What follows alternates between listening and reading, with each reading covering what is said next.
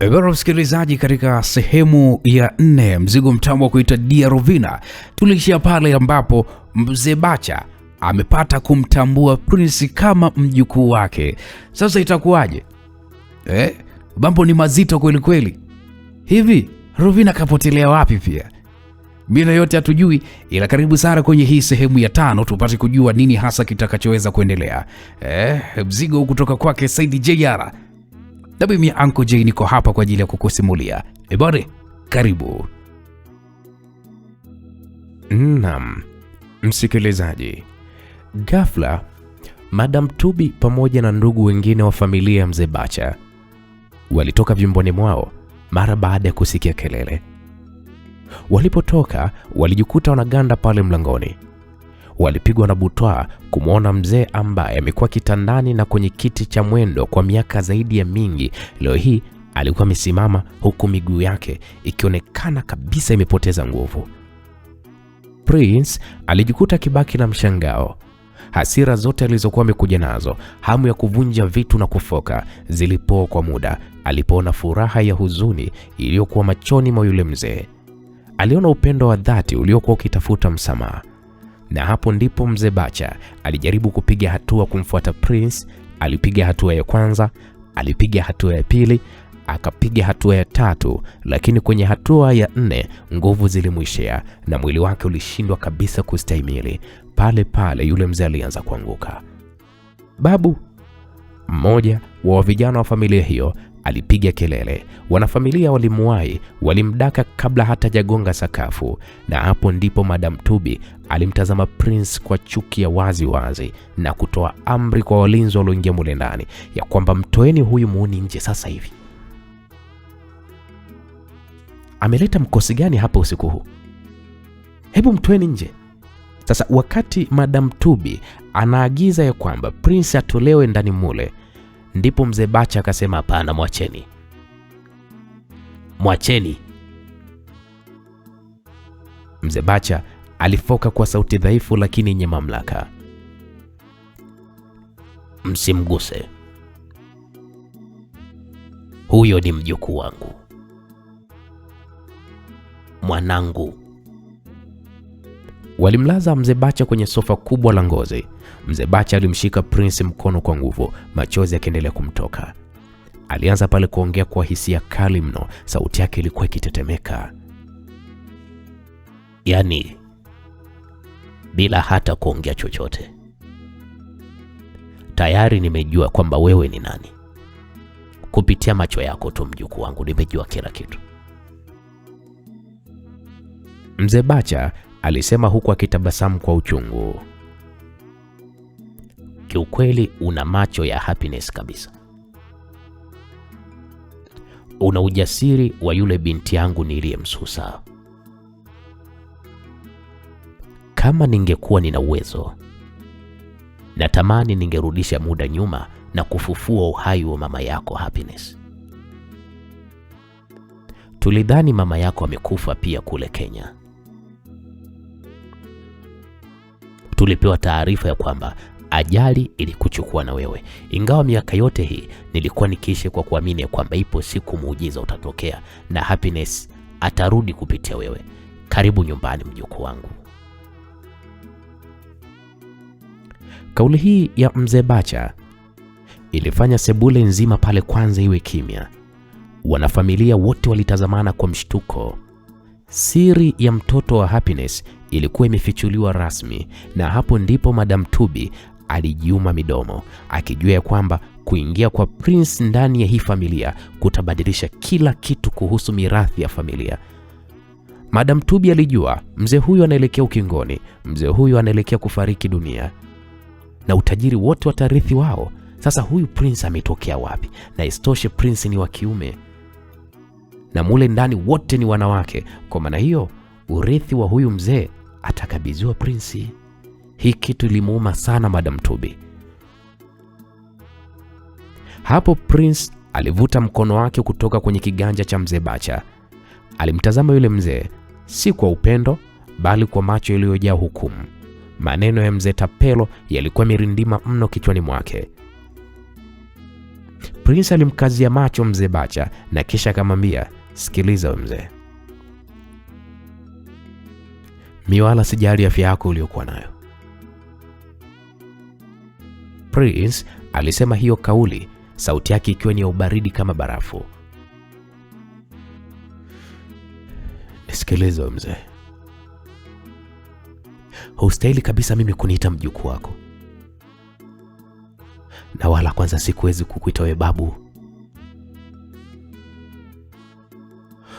Wewe ni babu aina gani wewe? Na unapata wapi nguvu ya kuniita mimi mjukuu wako?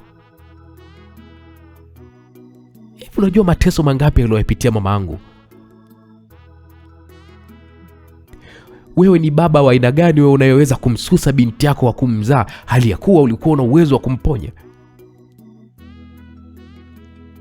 Hivi kweli wewe mzee ulishindwa kabisa kumponya mamangu, ili hali uwezo ulikuwa nao? Ulimwacha mamangu afe kwa sababu tu alimpenda mwanaume maskini?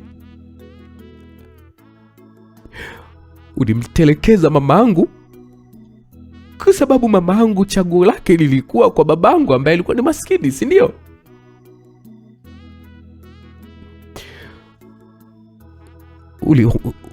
Ulimwacha mamangu ateseke? Ulimfanya mamangu aishi mbali na nyumbani kwake kwa sababu tu ya kiburi chako wewe mzee, na ulikuwa na kiburi kwa sababu ya hizi mali zako. Asa leo hii unapata wapi ujasiri wa kuniita mimi mjukuu?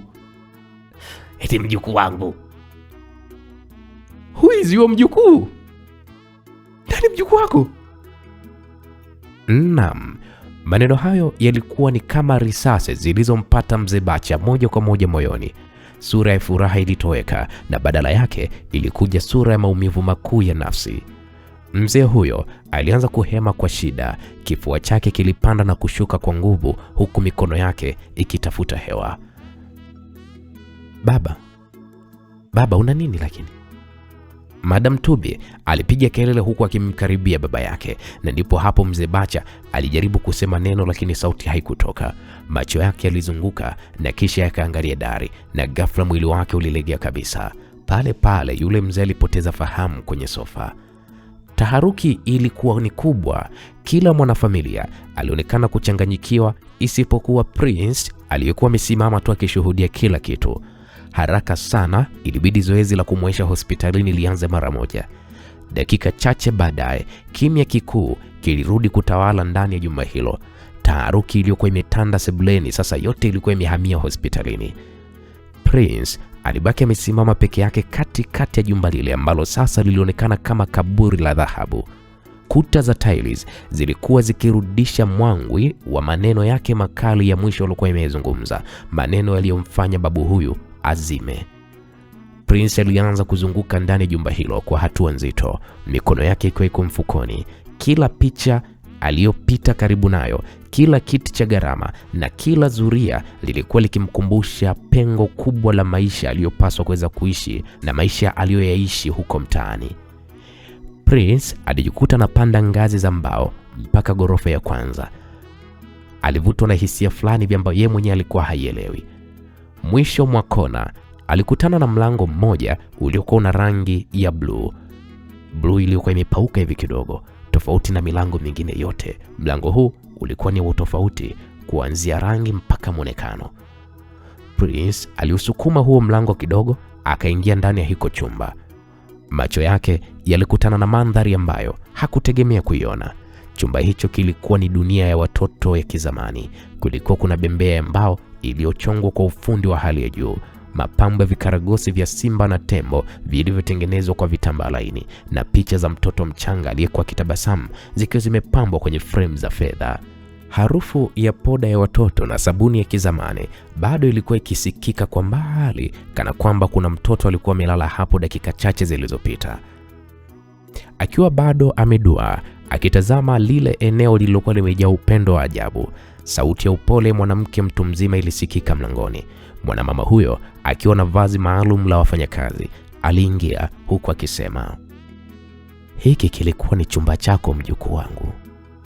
Yule mama Alisema hivyo huku akisogea ndani, huku akifuta mikono yake kwenye apron yake nyeupe.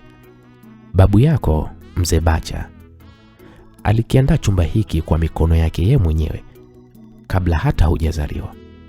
Alitaka mjukuu wake wa kwanza wa kiume apate kila kitu ambacho binti yake Happiness alikikosa. Lakini isivyo bahati alipata taarifa ya kwamba umefariki pamoja na mama yako kule Kenya. Taarifa hiyo ilimvunja babu yako vipande vipande. Miaka yote hii 20 amekuwa akikitunza chumba hiki kwa mikono yake. Hakuna mfanyakazi yote anayeruhusiwa kuingia humu kufanya usafi isipokuwa yeye mwenyewe. Amekuwa ni mtu wa kujutia sana uamuzi wa kumsusa binti yake mpendwa.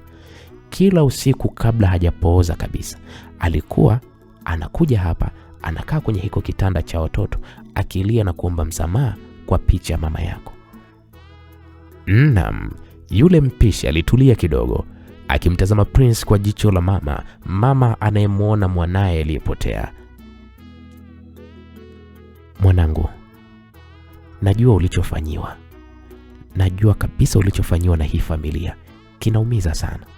Najua maumivu ya kukulia mtaani bila kujua asili yako ni mzigo mzito sana. Lakini kijana wangu, hebu tambua ya kwamba kama kuna mtu duniani anakupenda sana, ukitoa wazazi wako waliotangulia mbele za haki, basi ni huyu babu yako. Alifanya makosa kama binadamu, lakini adhabu ya miaka 23 ya kuamini mjukuu wake amekufa ilikuwa ni kubwa kuliko kosa lake. Hebu nakuomba mwanangu, msamehe babu yako. Wewe ndo furaha yake. Wewe ndo furaha yake pekee iliyobaki kwenye dunia. Wewe ndio sababu ya yeye kuendelea kupumua. Na ndio maana leo kaweza hata kusimama kwa miguu yake. Muujiza ambao madaktari bingwa walisema hauwezi kutokea. Yote hiyo ni kwa sababu ya nguvu ya kukuona wewe. Usiruhusu hasira ikupotezee nafasi ya mwisho ya kuona familia. Naam, yule mwanamama mpishi mara baada ya kumaliza kuongea hayo, aliondoka na kumwacha Prince peke yake ndani ya kile chumba. Prince alipiga hatua nzito mpaka kwenye kile kitanda cha kulalia cha mtoto mchanga. Alikigusa kwa vidole vyake, akihisi baridi ambao ile iliyokuwa imepakwa rangi kwa upendo. Prince aliketi pembeni yake, machozi yaliyokuwa yamejaa uchungu na upweke yalimtiririka bila kuzuiliwa. Prince alivuta picha ya mama yake ambaye ni Happiness, mwanamke aliyemwona kwenye picha tu, lakini alihisi kumpenda kuliko kiumbe chochote.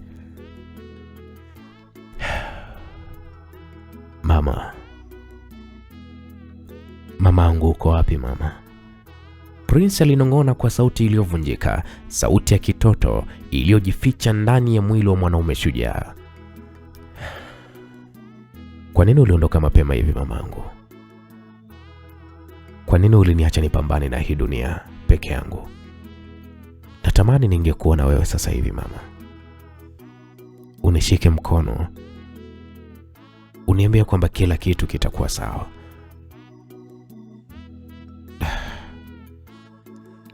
Hapo alinama kijana huyu. Prince alifunika uso wake kwa mikono yake, alilia kwa sauti ya ndani kwa ndani, sauti inayoumiza.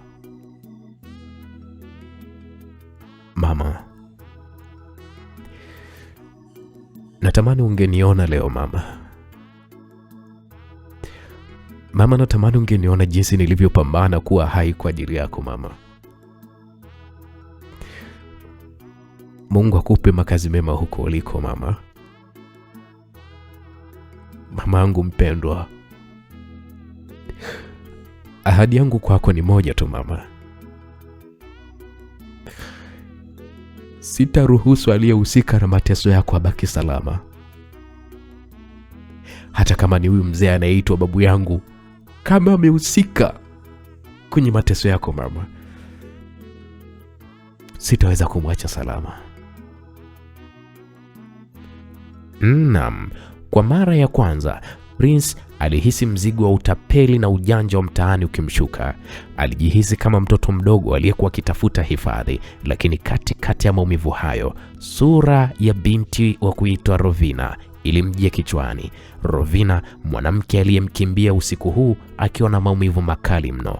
Pale pale ghafla Prince alinyanyuka, alijifuta machozi kwa ukali na kisha akasema, siwezi kuendelea kubaki hapa nalia wakati Rovina yuko hatarini.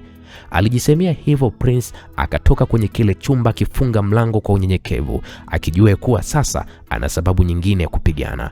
Hakuwa tu Prince mtafuta mali, alikuwa ni Prince Dastan, mjukuu wa mzee Bacha, ambaye sasa ana ufalme wa kuupigania, lakini pia ana mwanamke wa kumwokoa.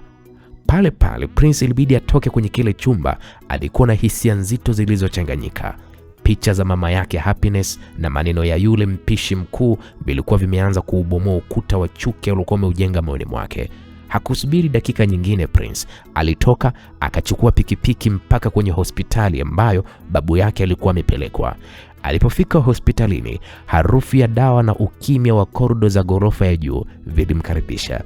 Alipofika nje ya mlango wa chumba cha wagonjwa mahututi, yani ICU, alimkuta pale Madam Tubi amekaa kwenye benchi la mbao, uso wake ukiwa umekunjamana kwa hasira na hofu.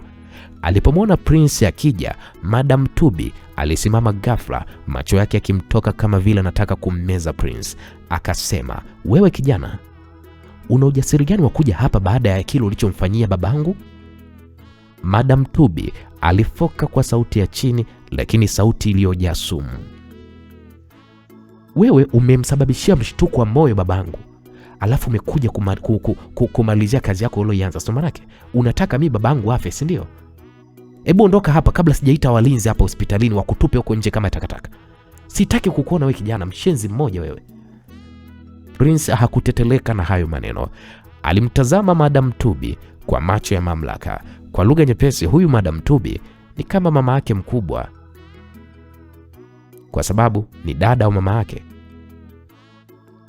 Macho yale yale alomtazama mzee Bacha akamtazama huyu Madam Tubi, na kisha akamwambia, "Sikiliza mama, mimi nimekuja hapa ni mjukuu wa huyu mzee, na nina haki ya kuweza kujua hali yake. Hifadhi hizo hasira zako kwa ajili ya mambo makubwa, lakini sio kwa ajili yangu. Kwa sasa nataka kumwona babu yangu." Labda nikwambie kitu kimoja, wewe kijana, hutougusa hata mpini wa huu mlango. Madam Tubi alijibu kwa ukali. Kabla mzozo haujawa mkubwa, mlango wa udini ulifunguliwa na daktari bingwa alitoka nje akivua barakoa yake. Alimtazama Madam Tubi na kisha alimtazama Prince kwa mshangao kidogo, akiona ufanano wa ajabu kati ya kijana huyo na mgonjwa aliyekuwa amelala humo ndani.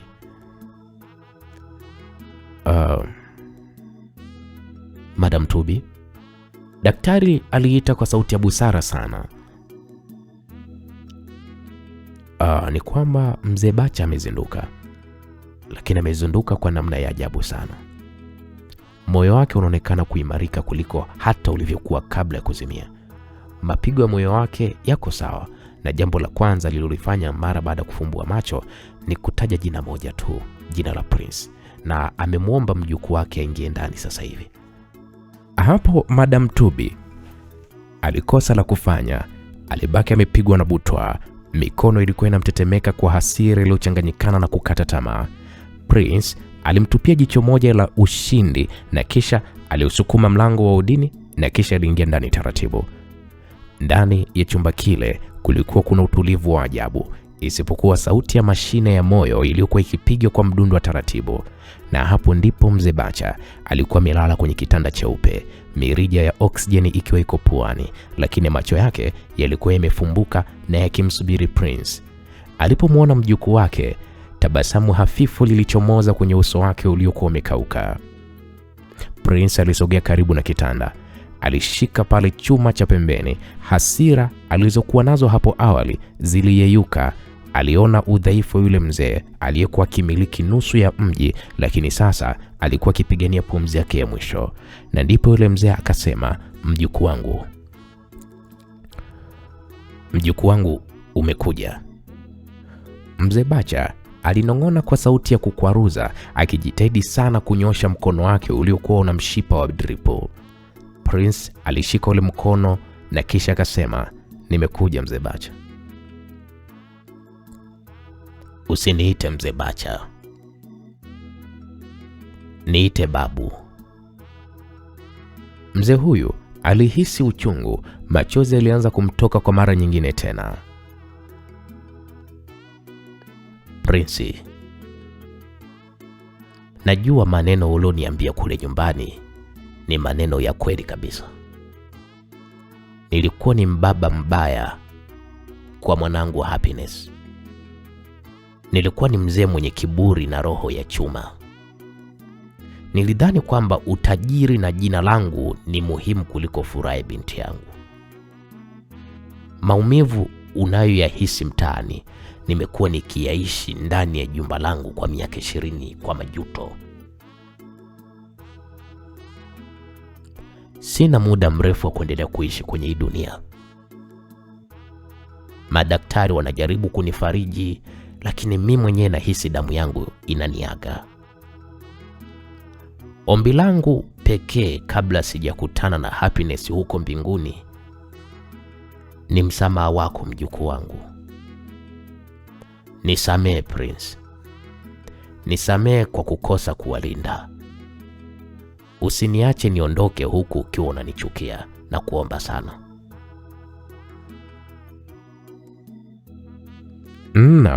Maneno yale ya dhati yalimchoma Prince mpaka kwenye mifupa. Aliona kuweka chuki kwa mzee huyo ambaye tayari ameshajichokea ni sawa tu na kujitesa tu yeye mwenyewe.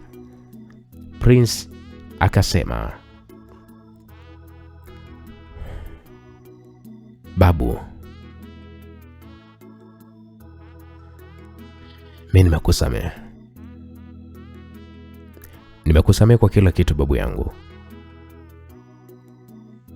Maisha ya mtaani mimi yamenifundisha kuwa binadamu hufanya makosa, lakini jambo la muhimu ni kujirekebisha kwenye hayo makosa. Leo mimi nakupokea wewe kama babu yangu wa kweli. Hapo mzee Bacha alifumba macho, alivuta pumzi ndefu ya amani na kisha akasema, mjukuu wangu, asante sana. Asante mjukuu wangu, asante mno. Na nakuahidi kitu kimoja tu. Nitakuwa mrithi wa jina lako.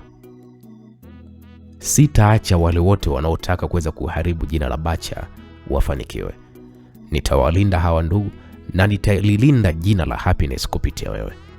Nitakuwa mwanaume uliyemtamani niwe tangu uliponiandalia kile chumba. Maneno hayo ya Prince yalimfanya mzee Bacha acheke kicheko kifupi cha furaha, macho yake yakionyesha mwanga wa matumaini. Alihisi amani ambayo hakuipata kwa miongo miwili.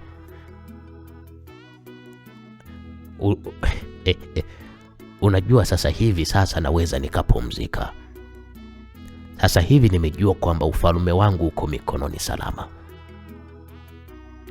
Naam, msikilizaji, siku iliyofuata tu Prince kulipokucha hakutaka kulaza damu, kwa kuwa tayari alikuwa kashapokelewa na babu yake. Aliamua sasa kwenda Tanga kumfuata Rovina.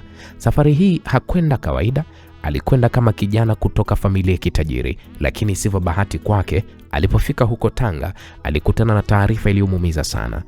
Nyumba ambayo wazazi wa Rovina walikuwa wakiishi ilikuwa imeuzwa na haikujulikana wamehamia wapi, na kibaya zaidi hata Rovina naye alikuwa patikane kwenye simu. Prince alitumia kila nguvu kumpata Rovina.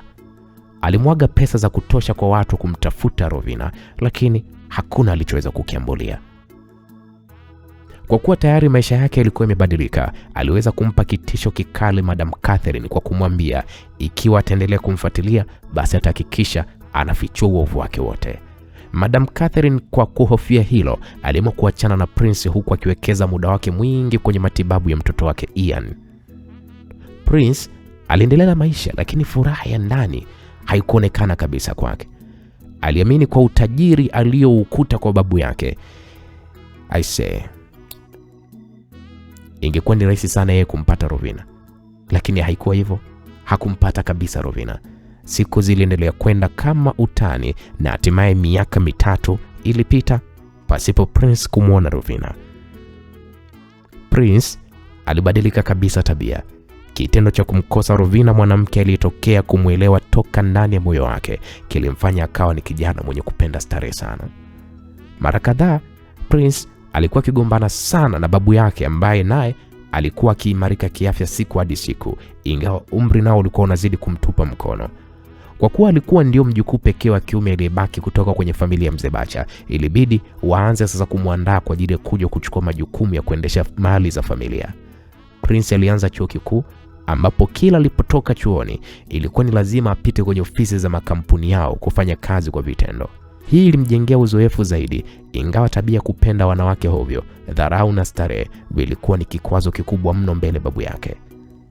Siku moja, majira ya asubuhi, akiwa ndani ya uwanja wa mazoezi Gymkhana pamoja na marafiki zake wakijiandaa kufanya mazoezi kama ilivyokuwa kawaida yao kila siku asubuhi kufika uwanjani hapo, ghafla Prince hakuamini macho yake kwa kila alichokuwa amekiona. Kwenye kona moja ya mabenchi ya kupumzikia pale uwanjani, alimwona mwanamke mrembo ambaye kwa mavazi tu aliyokuwa ameyavaa ilionekana wazi kabisa na yeye kaja kufanya mazoezi. Pamoja na Prince kuwa kaona wanawake wengi wazuri maishani mwake, lakini uzuri wa binti huyu ulimfanya aache kila kitu kwa muda. Prince alijikuta akiganda tu huku akimtazama huyo binti. "Oya, kaka, vipi?" Rafiki yake wa karibu afahamikaye kwa jina la Deo, ambaye pia alikuwa ni dereva wake, alimsemesha Prince, lakini Prince hakujibu. Badala yake alimuonesha Deo kwa ishara ya kwamba, "Oya, mtazame yule binti." Deo alipotazama ule upande wa pili, alipomwona yule binti, kwanza Deo alicheka na kisha akasema, "Kaka, kama kawaida yako mkuu, hivi lini utaacha hii tabia ya mademu mwanangu?" "Deo, unaongea nini sasa? Unamjua yule binti ni nani?" "Yule binti ni Rovina, mwanamke niliyekuwa nikimtafuta kwa miaka yote hii mitatu." "Boss, hebu subiri kwanza. Kwa boss unataka kusema kwamba yule mwanamke ndo Rovina? Mwanamke ulowahi kunihadithia mengi kuhusu yeye?" "Ndio Deo. Imekuwa ni bahati mimi kumuona eneo hili. Hatimaye moyo wangu unapata amani sasa." "Kaka, kama yeye ndo Rovina unayemsemea, basi kabadilika." "Una maana gani?" "Ina maana kwamba ulikuwa unamjua Rovina?" "Hapana, ila nimeona faili lake la usajili hapa mazoezini. Haonekani kama ni mwanamke wa vibe lako kaka. Alafu pia watu wanasema ni mkali sana, yani hataki shobo wala hataki mazoea. Na unaambiwa vigogo wengi tu wametupia pale nyafu, lakini wote kawachomolea. Afu yule binti angalii pesa wala angalii muonekano wa mtu. Yule kumpata ni mpaka akupende yeye mwenyewe kaka." "Deo, hilo mbona ni jambo la kawaida kwenye maisha. Unajua mtu huwezi tu kuwa vile vile mpaka uzeni. Mara nyingi watu hubadilika kutokana na umri. Na hata hivyo, hiyo sio sababu ya kunifanya mimi nimkose. Namjua vizuri sana yule binti, ingawa tujaonana kwa miaka mitatu. Kwanza cheki jinsi alivyokuwa mzuri. Hebu angalia lile umbo lake. Yaani utadhani umbo lake lile la kuchora. Alafu cheki zile nywele zake ndefu zinavyovutia. Alafu unasema eti siendani naye. Hapana Deo. Huyu ndo aina ya wanawake niliyokuwa nataka. Hata kuwa mpenzi tu kwangu, bali atakuwa ni kama dada pia. Nataka kummiliki awe wa kwangu." Maneno hayo aliyaongea Prince huku tayari akiwa ameshaanza kupiga hatua kumfuata huyo mrembo Rovina. "Oya Prince. Subiri kwanza kaka. Huyo mwanamke ni mgeni hapa mazoezini. Na bado hatumjui vizuri. Vipi kama huyo Rovina ni mke wa mtu sasa hivi? Wewe uone pale kidoleni kwake amevaa pete mzee wangu. Atakuwa ni mke wa mtu ndugu yangu. Kwani unataka tu kwenda kitu kichwa kaka?" Deo, nimekuambia kwamba yeye ni Rovina wangu. Rovina wangu wa zamani. Yaani sijali ya kwamba awe ni mke wa mtu au asiwe mke wa mtu. Alafu naona umesahau ya kwamba mimi ni nani, sina maana yake. Sikiliza Deo. Hebu tulia hapa. Alafu subiri nikuonesha kwamba mimi ni nani. Naam. Aliongea hivyo Prince na kisha taratibu aliendelea kupiga hatua kumsogelea yule mwanamke. Alipomkaribia, alianza kwa kusema kwa furaha, akijaribu kuteka ile attention ya yule mrembo ambaye alimtambua kwamba ni Rovina.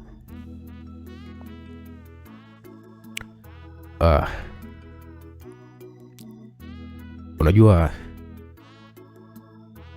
asubuhi nzuri kama hii ikianza na nuru ya namna hii, basi kwa hakika hii inakuwa ni siku ya bahati sana.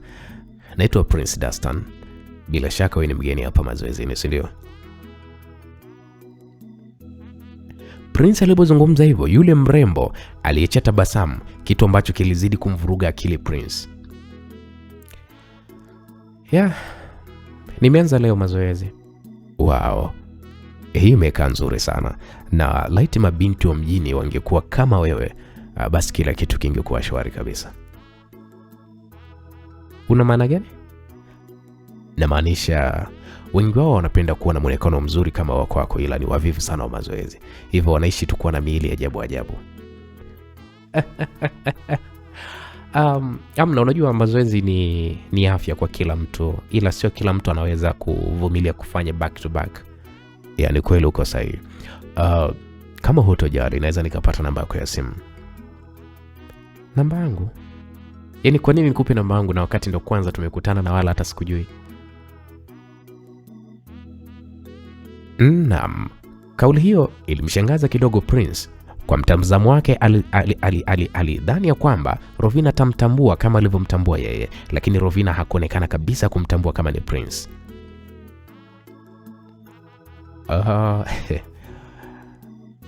Unajua, nimependa maigizo yako. Yaani unataka kusema kwamba Rovina umenisahau kabisa, si ndio?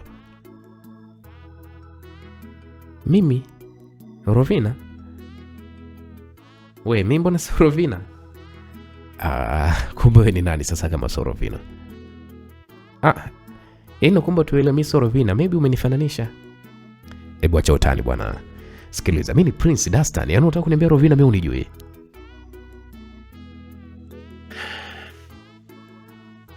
Na kujua kama Prince, ila mimi si Rovina yule wa zamani. Nina maisha yangu sasa hivi, na kiukweli sihitaji matatizo. Kwa lugha yako, kwa maana hiyo mimi ndo matatizo. Hujioni kama ni matatizo? Kwani ukumbuki mara ya mwisho tulipokuwa karibu mimi na wewe tulipitia kitu gani? Hukumbuki? Hebu achana hayo maisha ya nyuma Rovina. Mimi nimekuwa nikikutafuta bila mafanikio kwa kipindi chote hiki. Kiukweli nimefurahi sana kukupata leo. Wewe ndo Rovina wangu. Una kichaa wewe. Nani Rovina wako? Mimi sio wa mtu, na hata kama nikiwa wa mtu siwezi kuwa wako wako. Chukulia kama nilikufa ile siku nilivyoondoka, okay? Aliyasema hayo Rovina, na kisha ilianza kupiga hatua kuondoka. Hilo lilimkwaza zaidi Prince. Siku zote Prince alikuwa ni mtu wa kupapatikiwa na wanawake. Sasa inakuaje leo hii Rovina onekane kwamba hana hamu naye hata kidogo? Alimshika mkono na kisha akamwambia, hebu sikiliza kwanza Rovina, subiri kwanza. Sijui kama ni kweli hunijui, lakini nadhani ukinijua utafaidika zaidi. Mimi ni mjukuu wa Mzee Bacha. Ina maana kwamba wewe ni kweli hutaki kujua maisha yangu ya sasa hivi? Maana yake Rovina. Aliongea Prince tena kwa kujiamini kabisa, bila kujua hapo ndo alikuwa anazidi kuharibu tu mbele Rovina. Rovina ambaye alionekana kubadilika sana kitabia. Prince, hebu niachie kwanza mkono wangu. Alafu sikia. Sidhani kama ni busara kumlazimisha mtu muwe marafiki. Urafiki huo unakuja wenyewe tu automatically. Alafu kitu kingine, hata kama ungekuwa ni mtoto wa rais wa Marekani, hiyo haina maana kwamba mimi ni kushobokea wewe. Kwa kuwa tu mstaarabu afu fanye kilichokuleta hapa. Nadhani tumeelewana kijana. Naam. Maneno hayo yalikuwa ni kama sumu ndani ya Prince. Badala ya kumwachia, aliendelea kumshika huku akimsogelea karibu zaidi. Mbona unakuwa mkali Rovina wangu? Rovina, unawezaje kunisahau kirahisi namna hii? Anyway, najua namna ya kuwafanya warembo wa aina yako waweze kutulia. Mimi nitakupa maisha ambayo wewe hujawahi kupewa popote pale, mimi nakwambia Rovina. Kuwa na mimi ili ubadili maisha yako Rovina. Hapa mimi kwangu pesa na kila kitu ni kama vile Kabla hata jamaliza alichotaka kukisema, Prince Alishtukia kipewa kibao kimoja kikali mno cha shavuni, kiasi kwamba mpaka akajiuma, yani alijing'ata kidogo. Damu zikaanza kumtoka kidogo pembeni ya mdomo. Rovina alionekana kuchukia hiyo kauli kuliko kawaida. Rovina alimtazama Prince kwa macho makali na kisha alianza kuongea kwa hasira. Hivi nyinyi mnajionaga nani nyinyi watoto wa matajiri? Mnajiona nyinyi ni Mungu watu, sio manake? Ya kwamba mnaweza mkanunua chochote kwa pesa zenu, sio manake? Sikiliza mjinga wewe. Hii sura ione kama kituo cha polisi. Kama ulizoea kununua wanawake kwa pesa zako, basi tafuta level zako za hao wapuuzi wenzako uwanunue.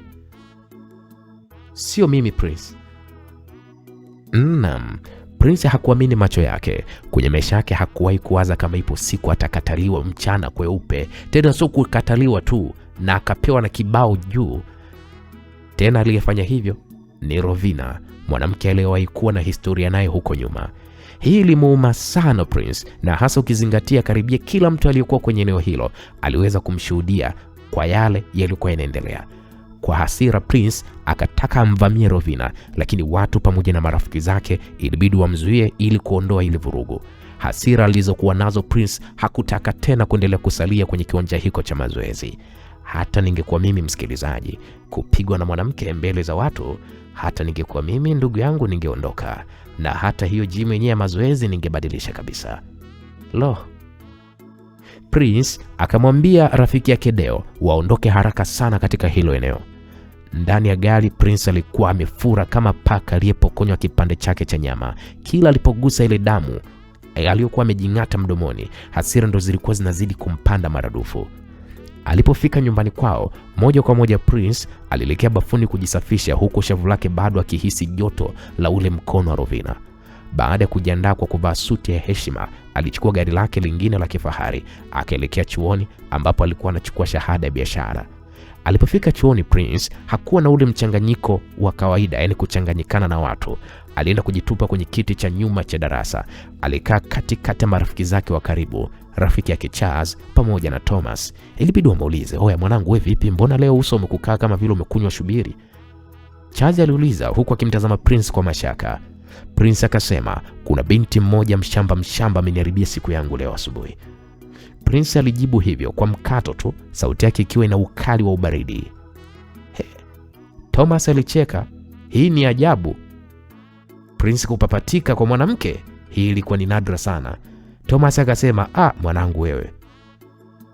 Kweli mwanangu kubabaishwa na mwanamke? Sikiliza, si huyo tutashughulika naye. Hakuna mtu ambaye anamgusa Prince Dastan afa kabaki salama. Charles akasema, huyo binti ana ujasiri kiasi gani kama kaweza kumfanyia Prince hivi? Hebu subiri kwanza. Kwa hiyo Prince unataka kutuambia kwamba huyo binti amekukataa ama vipi? Hebu tueleze vizuri. Kabla Prince hajajibu, mlango wa mbele wa darasa ulifunguliwa kwa nguvu. Kiongozi mmoja kutoka idara ya utawala, mzee mwenye miwani na suti rasmi, aliingia na kisha akasimama mbele ya darasa. Kelele za wanafunzi zikatulia mara moja. Yule mzee akasema, "Habari za asubuhi wanafunzi. Kama mnavyojua, mhadhiri aliyekuwa anafundisha somo la International Business Management amestaafu ghafla. Idara imefanya jitihada za haraka na leo ninayo furaha kumtambulisha mhadhiri wenu mpya ambaye atakuwa na nyinyi kwa muhula huu wote. Kwa ninawaomba mtoe ushirikiano wa kutosha." Baada ya kiongozi huyo kumaliza kuongea hayo na kuelekea mlangoni, mwanamke aliyekuwa amesimama nje aliingia ndani ya darasa. Sekunde hiyo hiyo, dunia ya Prince Dastan ilionekana kama vile kusimama. Pumzi ilikuwa makooni. Hakuamini macho yake mara baada ya kumwona Rovina akiingia ndani ya darasa hilo. Tofauti na kule Gymkhana ambapo alikuwa amevalia nguo za michezo, safari hii Rovina alikuwa amependeza katika vazi la heshima lililochonga taswira ya mwanamke msomi na mwenye mamlaka. Rovina alikuwa amevalia suti ya sketi ya rangi ya kijivu iliyoshonwa kwa ustadi mkubwa mno, shati lake jeupe la hariri ndani, na nywele zake zilikuwa zimefungwa kwa mtindo wa kiofisi uliotoa nafasi kwa uso wake kung'aa kweli kweli. Akaonekana ni mzuri kweli kweli. Rovina alitembea kwa madaha akibeba mkoba wake wa ngozi na kisha alipanda juu ya mimbari kwa ujasiri usiotetereka.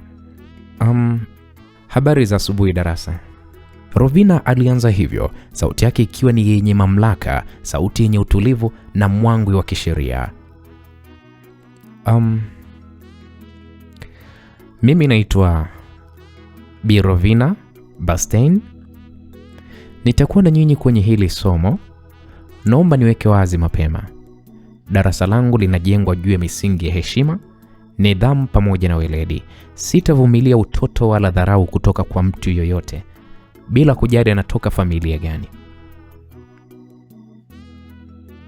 Maneno hayo ya Rovina yaliambatana na macho yake yaliyozunguka darasa zima kwa sekunde kama moja hivi.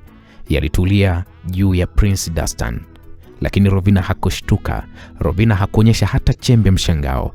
Alimtazama Prince kana kwamba anamtazama mwanafunzi mwingine yeyote asiyekuwa na maana. Na kisha Rovina aliendelea kupanga pale vitabu vyake mezani. Prince wakati huo alijihisi kama vile amepigwa kofi la pili, lakini safari hii sio kofi la mkono, bali ni kofi la kisaikolojia. Yale macho ya Rovina yalimfanya Prince ajihisi mdogo.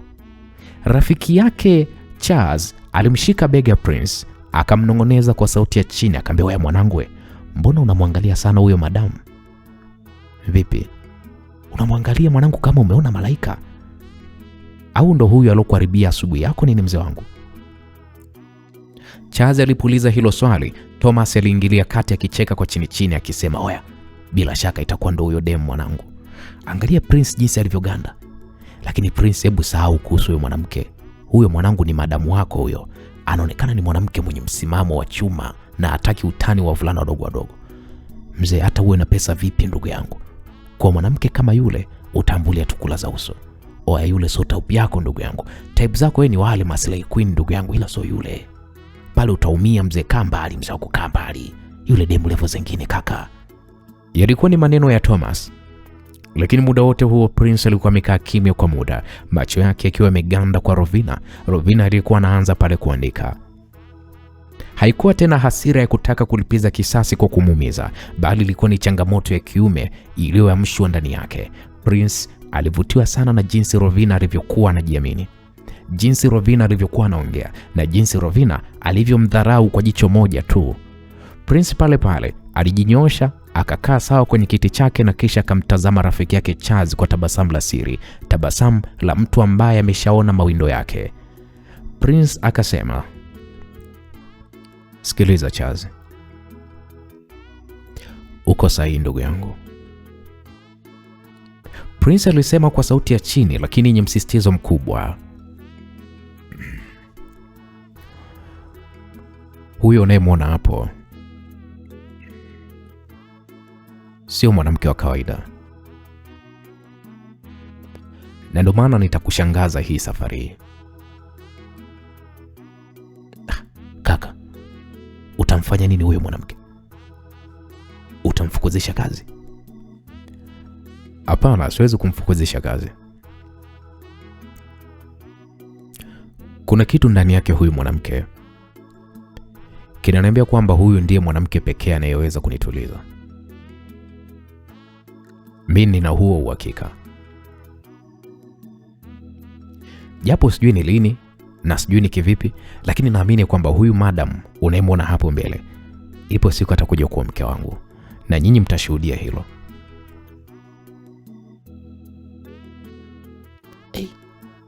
"We Prince, unataka huyu madam awe mke wako? Hivi Prince, unajua kweli unachokiongea? Huyu ni mwalimu wako kaka, na anaonekana ana hasira na wewe kuliko hata shetani anavyomchukia mwanadamu." Hapo kwenye hasira zake ndipo uzuri wenyewe ulipo. Huyu madamu anachukia tabia zangu, lakini nitahakikisha anaupenda moyo wangu. Sasa mchezo ndo kwanza unaanza, afu subirini nyinyi mtajionea. Lakini aminini haya maneno yangu, huyu madam ndo atakaye kuja kuwa mke wangu." Naam, wakati Prince anayeongea hayo, Rovina aligeuka kutoka ubaoni, macho yake yakakutana na Prince. Prince alikuwa akitabasamu.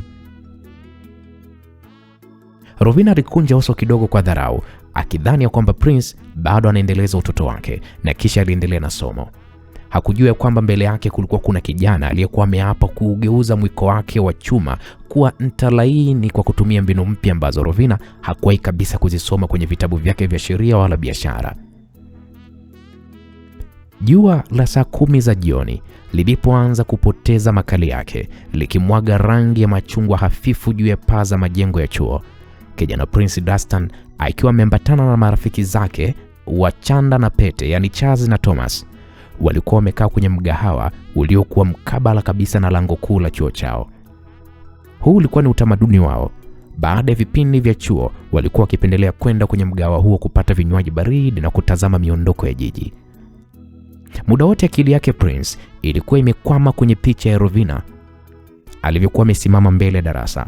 Yale macho makali, ile sauti yenye mamlaka, vyote vilikuwa vimeacha alama isiyofutika kwenye akili yake.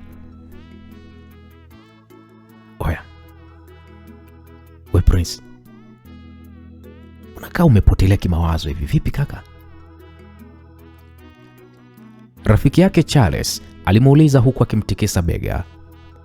Na ndipo hapo Prince aliposema, nisikilize ndugu yangu, tangu asubuhi akili yangu haiko sawa.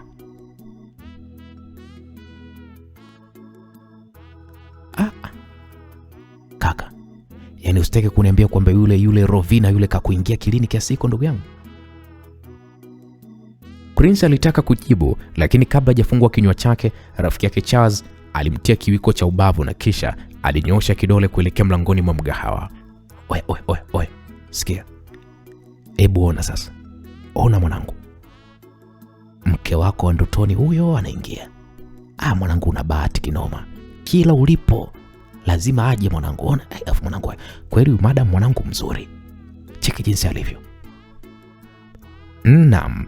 Ni kweli Rovina aliingia ndani ya huo mgahawa akiwa bado amevalia suti yake kijivu, lakini safari hii alikuwa amevua koti na alikuwa amebaki na shati lake jeupe la hariri. Alionekana ni mchovu kiasi, akitafuta sehemu tulivu ya kukaa ili kuweza kupata kahawa ya jioni.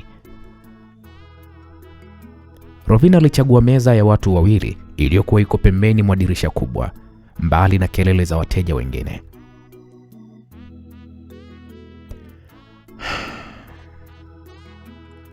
Oya, kwa nini tusiende kujumuika na yeye kwenye meza yake pale? Lilikuwa ni wazo la Prince, alipendekeza hivyo, macho yake yakimfuata Rovina kwa umakini. Thomas alishtuka, alikaribia kupaliwa na kinywaji chake, akamwambia, we Prince una wazimu nini? Yule ni mhadhiri wetu mpya na tayari anaonekana kabisa yule dada hakupendi. Sasa tukienda pale anaweza akaripoti kwa kosa la nidhamu, anaweza katuandama kwenye mitihani yake. Sikiliza kaka, mimi sipo tayari kwenye hiyo mission yako hiyo. Hapana ndugu yangu, hiyo ni mission ya kutaka kujiua kitaaluma ndugu yangu. Hapo Charles alitikisa kichwa kuunga mkono hoja ya Thomas. Charles akasema, oya Prince, ni kweli ndugu yangu, safari wewe unacheza na moto. Yule madam anaonekana kabisa hana mzaa hata kidogo. Na sio tu anaonekana hana mzaa, lakini pia anaonekana yule madam hana hisia na wewe ndugu yangu.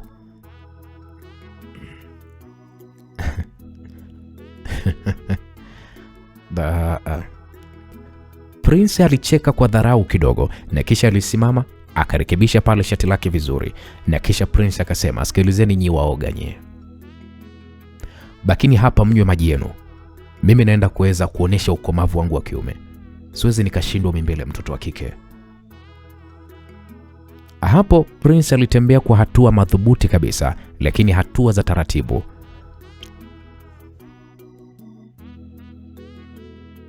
Hatua za taratibu mno, akawa anamsogelea Rovina. Aliondoa zile mbwembwe za ujeuri, mbwembwe za kitajiri, zote alizonazo aliziondoa wakati anamsogelea Rovina. Alipomkaribia Rovina, Prince alisimama kwa umbali wa kutosha kabisa kuonyesha heshima mbele ya bidada huyo. Akasubiri mpaka Rovina nyanyue macho yake kutoka kwenye menyu alikuwa anaisoma Rovina. Rovina aliponyanyua macho akamwona Prince. Nyusi zake Rovina zilipanda juu kwa mshangao uliochanganyikana na ghadhabu hafifu. alijiandaa kutoka, Rovina alikuwa anatamani atoe maneno makali ya kumfukuza, akidhani ya kwamba Prince amekuja kuendeleza zile dhihaka zake.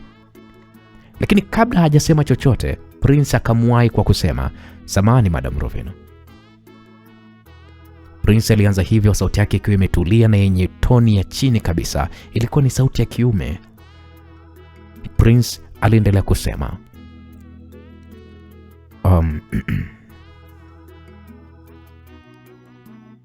"Naomba radhi kwa kukukatisha utulivu wako. Sijaja hapa kama yule kijana msumbufu wa Jimkana, bali nimekuja kama mwanafunzi wako anayejua kosa lake. Naweza nikapata dakika 2 tu za kuzungumza na wewe?" Naam. Hapo Rovina alimtazama Prince kwa sekunde kadhaa, akijaribu kumsoma kama kuna hayo maneno aliyozungumza kama kuna ukweli ndani yake. Lakini uso wa Prince ulikuwa ni mnyofu usiokuwa na ule ujeuri wa kawaida. Na ndipo hapo Rovina akasema, "Unaweza ukaketi Mr. Bacha, karibu kae." Rovina aliposema hivyo kwa sauti ya kiofisi, akamwambia, "Nina dakika chache tu za kuzungumza na wewe." Prince aliketi kwa adabu, akizingatia mipaka na heshima.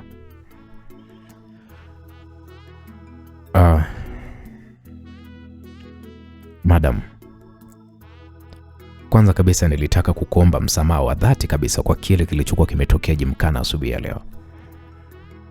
Kiukweli nilikuwa nina utoto tu na dharau ambazo nilikuwa nimezionyesha. Na kusema ule ukweli kabisa, lile kofi ulikuwa umenipiga muda ule limekuwa kama ni funzo kwangu. Nadhani nilihitaji kulipata lile kofi ili niweze kujitambua. Nimejifunza kuwa na heshima, lakini pia heshima haitokani na kile ulichonacho mfukoni, bali jinsi unavyomchukulia binadamu mwingine. Okay. Nimekubali msamaha wako Prince.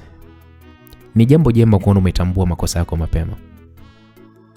Chuo ni sehemu ya kujenga weledi, na nisingependa kuona uwezo wako wa kimasomo unaharibiwa na tabia zisizofaa.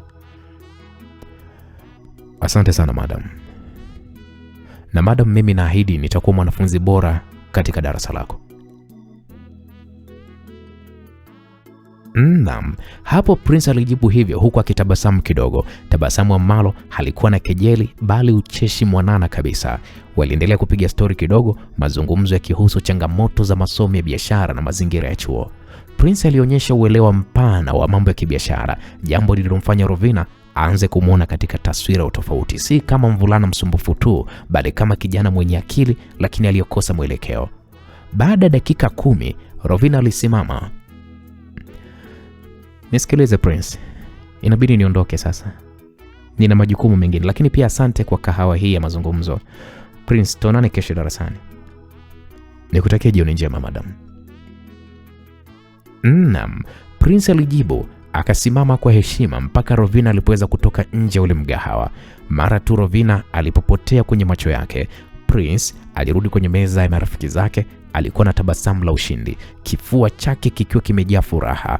Charles pamoja na Thomas walimzunguka haraka kama watu wanaotaka kusikia habari za kusisimua. Ilibidi wamuulize, "Waya vipi? Wa yule manzi amekufokea?" Thomas aliuliza kwa hamu. Lakini Prince akasema, "Hajanifokea, bali imekuwa ni kinyume chake mwanangu. Yule binti mimi ameshanikubali.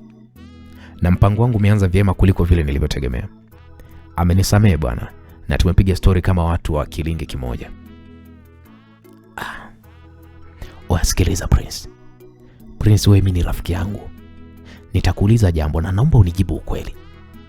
Wewe lengo lako kwa yule madam ni nini? Maana kama unatafuta mapenzi, sote tunajua wewe ni mtu wa totozi. Hujawahi kutulia na mwanamke mmoja kaka. Unapiga huyu unaacha, unapiga huyu unaacha, unapiga huyu unapiga. Kaka, una wanawake wengi. Una wanawake wa kila aina, mfupi, mrefu, mwembamba, mnene, mweupe, mweusi. Hapa mjini mwanangu, kila aina ya demu umeshapita naye. Kwa nini unamngangania huyu mwalimu wako? Huyu ni mwalimu wako kaka.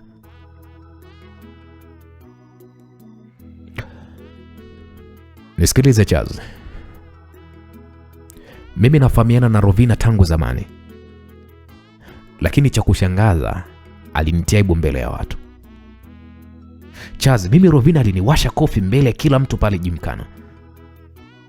Hilo kwangu mimi ni tusi ambalo haliwezi kufitika kwa msamaha wa mezani tu. Yule binti mimi amewahi kuniumiza huko nyuma kwa kuondoka kwenye maisha yangu. Nikategemea kumuona tena, ya kwamba ninavyomuona tena basi itakuwa ni faraja kwangu, lakini namuona tena lakini kabadilika. Hajawa yule Rovina wa miaka ile. Sasa basi, umeniuliza kwa nini namtaka yule madam, si ndio? Ni kwa sababu nataka kulimpiza kisasi. Kisasi ambacho hatakuja kukisahau maishani mwake. Nataka kumpata, nimfanya nipende kwa dhati, apoteze fahamu kwa ajili yangu, awe ni mwanamke ambaye hajiwezi bila mimi. Na baada ya hapo nitamwacha kwa dharau. Tena nitamwacha kwa dharau kubwa ili kumtesa kihisia kama vile ambavyo mimi amenitesa. Nataka ajue kwamba hawezi kucheza na Prince Dastan. Uwezo ukacheza na mimi alafu ukatoka salama. Yaani yule akiingia kwenye 18 zangu kubabake, nikishamweka hapa nitamfanya nipende. Akishanipenda tu alafu naanza kuzitesa hisia zake.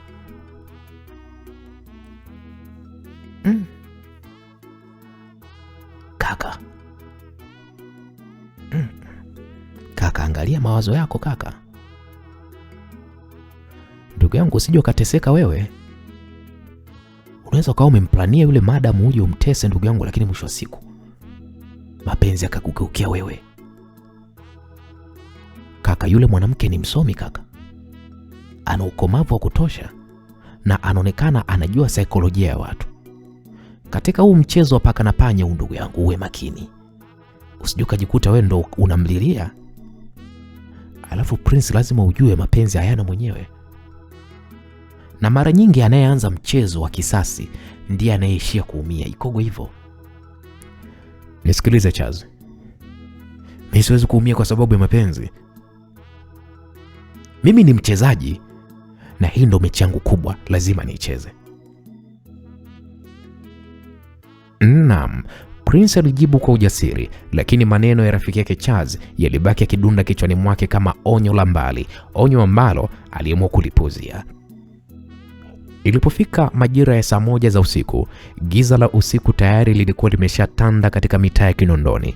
Rovina aliegesha gari lake dogo nje ya nyumba yao. Alivuta pumzi ndefu ya uchovu. Alipofungua mlango wa sebuleni, harufu ya chakula cha jioni ilimkaribisha, lakini hali ya hewa ndani ya nyumba hiyo ilikuwa ni nzito kuliko kawaida. Hapakuwa na sauti ya redio wala runinga. Kulikuwa kuna ukimya uliopasuliwa tu na sauti ya feni iliyokuwa ikizunguka darini. Hapo sebuleni alimkuta mama yake akiwa ameketi upande mmoja wa kochi, uso wake ukionyesha wasiwasi. Upande wa pili, mzee Bastien alikuwa amekaa akiwa ameshikilia gazeti ambalo hakuwa kilisoma. Uso wake ulikuwa umekunjamana kama ngozi ya ngoma iliyopigwa na jua. Janeti, mdogo wake na Rovina, hakuonekana eneo hilo, hali iliyoashiria kuwa labda alikuwa ameshajifungia chumbani kwake kukwepa dhoruba. Ilibidi Rovina aulize kwamba baba, mama, mmeshindaje? Rovina alisalimia kwa sauti ya upole, akijaribu kutengeneza mazingira ya amani. Mama yake alitikia kwa sauti ya chini sana. Kama unavyotuona mwanangu, karibu nyumbani. Lakini mzee Bastien hakuitikia salamu ya binti yake. Alishusha lile gazeti taratibu, akamtazama Rovina kuanzia miguuni mpaka kichwani kwa jicho ambalo lilitosha kabisa kumfanya Rovina ajihisi kama mhalifu aliyenaswa na ushahidi. Baba, kuna shida gani? Mbona mmekuwa wanyonge hivyo wazazi wangu? Rovina aliuliza, akisogea karibu huku akiweka mkoba wake juu ya meza. Na ndipo mzee Bastien alishusha pumzi nzito na kisha alisimama ghafla. Unauliza shida Rovina? Unazungumzia shida? Kwa maana hiyo hujui kama shida ni wewe? Hujui hilo, si ndo manake? Unajua kabisa sikuelewi kabisa we mtoto. Kila siku huwa nakuangalia. Unakuja, unaondoka. Unakuja, unaondoka. Unajifanya wewe uko bize na kazi zako za chuo. lakini moyoni mwako Rovina huna huruma na mimi hata kidogo. Baba, mbona unaniambia maneno makali hivyo? Kosa langu ni nini? Kosa lako ni nini? Yaani unauliza kabisa kosa lako ni nini? Unauliza kosa lako ni nini? Siku zinakwenda Rovina. Umri wako sasa hivi miaka 28. Unajua maana yake? Katika umri huu mwanamke unapaswa kuwa ndani ya nyumba yako. Unatakiwa uwe unalea watoto wako, unajenga familia yako. Lakini wewe kila kukicha Rovina ni assignment, mara lecture notes, mara seminar, mara hivi. Wewe unamsubiri nani? Unasubiri malaika atoke mbinguni aje hapa afunge ndoa na wewe? Unataka Mungu Baba wa mbinguni amtoe malaika wake aje hapa duniani aje kwa wewe, si ndio manake? Una miaka 28 Rovina, binti yangu. Wewe kila siku tu ganda heka, leo huku unaingilia huku, umetokea huku, lecture. Mwisho wa siku unakwaje sasa? Ulimkataa yule kijana yule Stefan, mtu aliyetoa mpaka mahali yake. Umenifanya mimi na mama yako tumemlipa fidia kubwa sana yule kijana Stefan, kisa wewe kukataa kuolewa na Stefan. Na kisha ukaniomba nikupeleke chuo. Nimefanya hivyo, nimekupeleka chuo, na sasa una kazi nzuri tu kama mhadhiri. Sasa kwa nini sasa wewe hutaki kunipa mimi wajukuu waliobarikiwa kutoka kwenye ndoa takatifu? Kwa nini lakini unakuwa hivyo? Lengo lako nini Rovina? Unataka kuzaa nje ya ndoa? Baba nini? Mimi umri unakwenda, unataka mpaka nife nisione wajukuu? Wewe kama lengo lako ndo hilo, kutaka mimi na mama yako hapa tufe bila kuona wajukuu kutoka kwako, unataka tuingie kaburini tukiwa tuko na huzuni ya kwamba binti yetu wa kwanza msomi tunayemtegemea ameshindwa hata kupata mwanaume wa kumstiri. Miaka 28. Miaka 28 ni mingi kwa binti anayeishi kwa wazazi wake. Wewe mbona unazeeka hapa ndani? Mbona kama tunazeeka wote Rovina? Sisi tunazeeka na wewe unazeeka. Unazeeka kwenye nyumba yangu mimi mwenyewe. Kwa nini lakini?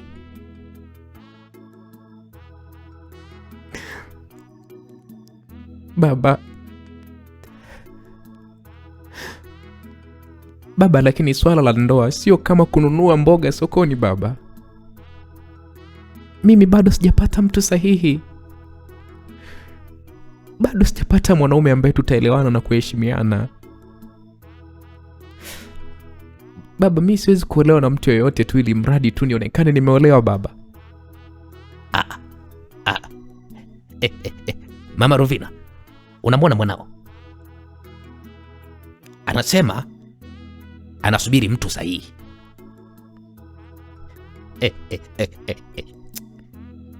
Wewe hiyo elimu yako uliyosomea hiyo kwa mamilioni ya pesa imeshindwa hata kukuonesha mwanaume sahihi ni yupi? Kama ni pesa unazo, na pesa unazo kwa sababu una kazi nzuri. Kama ni sura mwanangu, Mungu amekujalia. Kama ni umri, ndo huo sasa. Umri unakuacha. Sasa unatafuta nini cha zaidi? Unatafuta mwanaume ambaye hana makosa. Duniani hapa hakuna mwanaume asiyekuwa na makosa. Unapaswa kuchagua moja, na kisha ukishachagua mnajenga, unamtengeneza, anakuwa kwako peke yako. Wewe unataka mwanaume ambaye ametoka mbinguni, ameshakuja, Mungu kamtengeneza kwa kila kitu, ndo uwe naye umiliki awe wa kwako. Wewe mshenzi kweli wewe. Utatafuta dunia nzima, hakuna mwanaume sahihi duniani. Chukua mwanaume wako, mtengeneze awe sahihi vile ambavyo unataka. Unataka huyo mwanaume sahihi akutengenezee nani? Baba Rovina, huyo binti yetu bado ni mdogo. Hebu tumpatie muda kidogo. Miaka 28, sio lazima tumlazimishe Unaona sasa na wewe? Unaona? Miaka 28 unamwona mdogo huyo. Udogo wake uko wapi? Wewe kumbe mama Rovina wewe ndio unamlea huyu binti. Miaka 28 bado ni mdogo huyo. Kwa hiyo wewe unamtetea binti yako badala kumwambia ukweli. Haya, mdogo wake Janet aliyemfuata, si ndio? Tayari ana mchumba. Tayari ana mchumba anayemnyatia, lakini yeye huyu dada mtu ambaye ndiye kifungua mimba yuko hapa anajifanya kama mhadhiri asiyetaka kuguswa. Huu ni ujinga gani sasa, mama Rovina? Ni ujinga gani huu? Wewe Rovina, wewe. Hivi wewe unajua kule kijiweni kwangu marafiki zangu mimi wananionaje? Unalijua hilo? Marafiki zangu mimi wananidharau. Wananiona mimi ni mzembe. Mwanaume nilishindwa kumongoza binti yangu. Mimi mpaka nazeka. Wewe nao unazekea hapa nyumbani. Mpaka marafiki zangu wananiuliza kwa baba Steni, hivi binti yako ile mbona hatuoni harusi? Wananiuliza, au binti yako ana tatizo? Haya, wewe hapo Rovina, wewe unajisikiaje uulizwe maswali kama hayo? Hivi mnadhani mimi najisikiaje huko? Kila kukicha naulizwa habari za mkwe kwa sababu yako wewe. Rovina, ama wewe hupendi kudinyana? Basi kama hupendi kudinyana, usingezaliwa mwanamke. Mtoto wa kike lazima upende kudinyana na mwenzio, mnatengeneza familia, mnatengeneza wajukuu. Ndio hao wajukuu ambao mimi nawataka. Wewe kila siku lecture, darasani, umerudi, yaani unajizungusha tu. Hivi tu. Wewe utaolewa lini? Saizi miaka 28, inakuja 29, inakuja 30. Tayari umeshachundama, umezeka tuko humu ndani kwangu mimi humu.